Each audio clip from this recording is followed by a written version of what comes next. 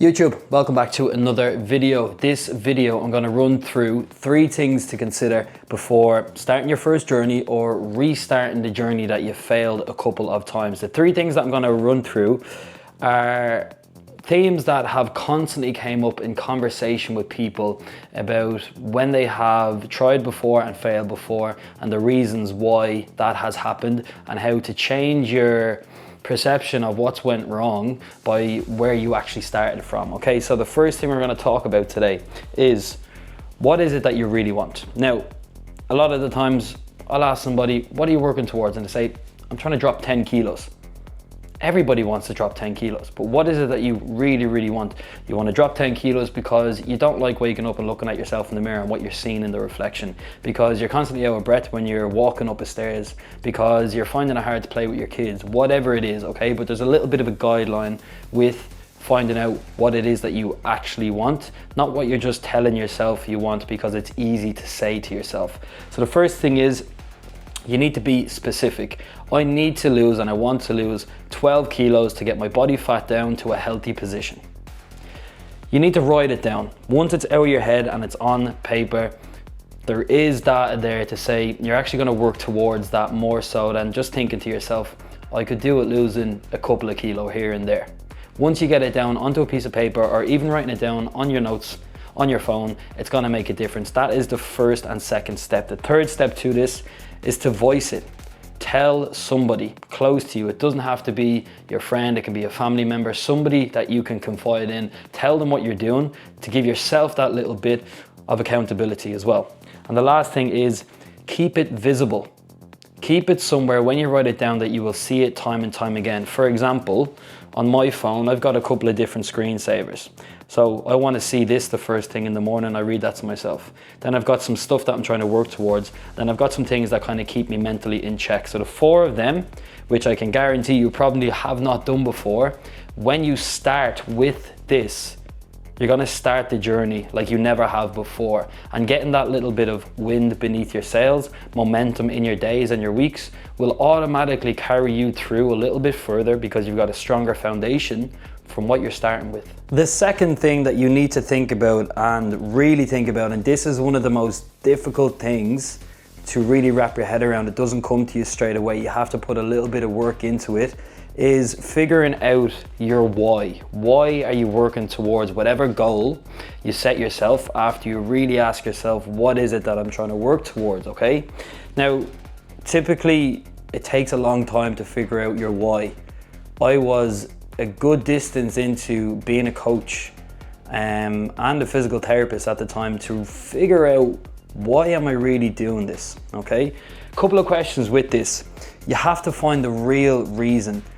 If, for example, with what I've said, you want to lose 10 kilos, I just want to feel better. It's too surface level. When it's too surface level, you will not work towards it. You don't have a big enough reason for you to stick at this when the days get tough, when you don't feel like you want to do it anymore. So when you're thinking of the real reason why, think of who it's going to benefit. Is it going to benefit your family? Is it going to benefit your friends? What type of pain are you going through at the minute that you're trying to fix from whatever it is that you're working towards? Then think of, when you find that reason why, what are the potential benefits? The vast majority of the time, to figure out your why has to improve more than just you. You're trying to get in better shape because you're not the man that you were when you got with your partner long ago. You're not the father that you were long ago because you're letting everything slip, you're letting yourself and your standards go, and you're not showing up being the role model that you originally wanted to be for your kids and your partner.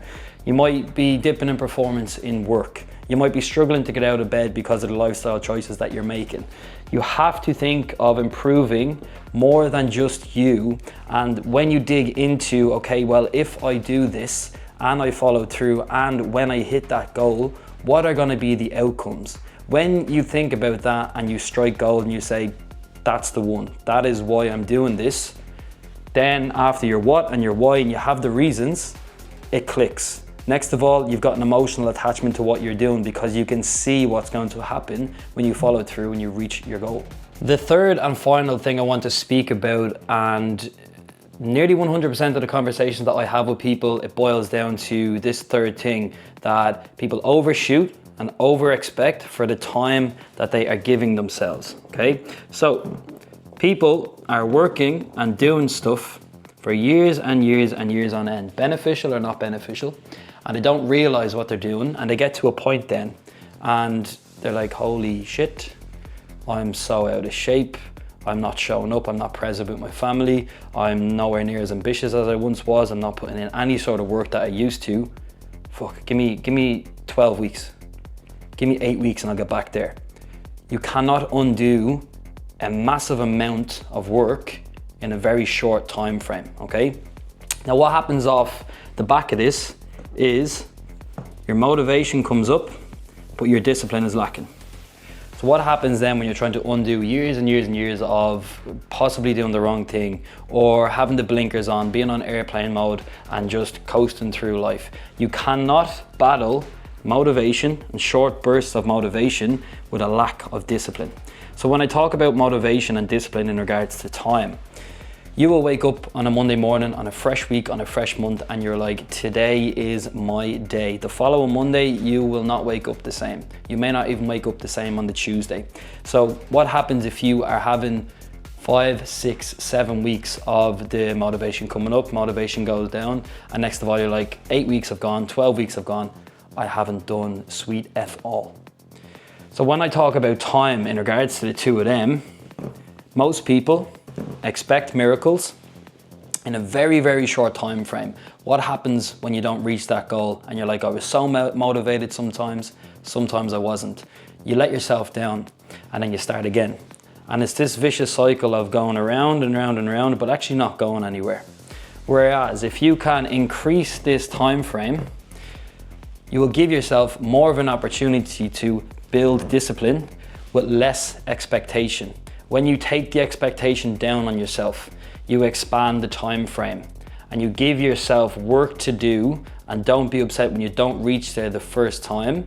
You can keep going and keep going and keep going. That is why you will see life-changing results all through social media, whatever way you consume that. They do not happen overnight. There are people part of mentorship programs, coaching programs, life programs. It doesn't happen in 6 weeks or 12 weeks. This stuff takes time. People come to me from 5, 6, 7 years of eating whatever they want, whenever they want, training here, training there, gym hopping, coach hopping, and expect to get results there and then after 6 weeks, 8 weeks, 10, 12 weeks. Give yourself a bit of a head wobble. Put yourself on a straight and narrow. Commit to something for more than 2 months, 3 months. Give yourself 6 months. Lower the bar of expectations. Not that you won't get there, but if you don't get there for one reason or another, you are not going to start all over again. So time is our best friend and our worst enemy as well. It's how you spend it, but when you are spending it, are you living from weekly motivation? Or are you trying to build a disciplined life that whenever you leave a coaching program or a mentorship or whatever it is, you are actually after changing how you approach your day-to-day life? And a final word on all of that, I realized that I am just a personal trainer, an online coach, and a physical therapist, and I'm telling you how to run your life, or how some people will perceive that. But I'm a firm believer in that whatever you do, you should do it to the best of your abilities. A lot of the time people just focus on the physical aspect of things. Just go to the gym, just eat good food, just show up and do the work. When you can tie the physical with a strong version of the mental, like I've spoke about and everything there on the board, this is when the real magic happens over the time frame that you're going to give yourself, the extended time frame. So you need to be working a little bit more on the mental side of things, because it will improve the physical, and then the physical starts to improve the mental, and it's that virtuous cycle of, rather than getting on that roundabout and going around and round and round, never getting off, you get on that roundabout, you get off at the first turn and you level up. So I'm a big believer in that. Do what you're doing to the best of your ability, the mental side of things and the physical side of things, and watch the results roll in with the work that you're going to do. Thanks very much for watching. I hope you learned a thing or two. See you in the next video.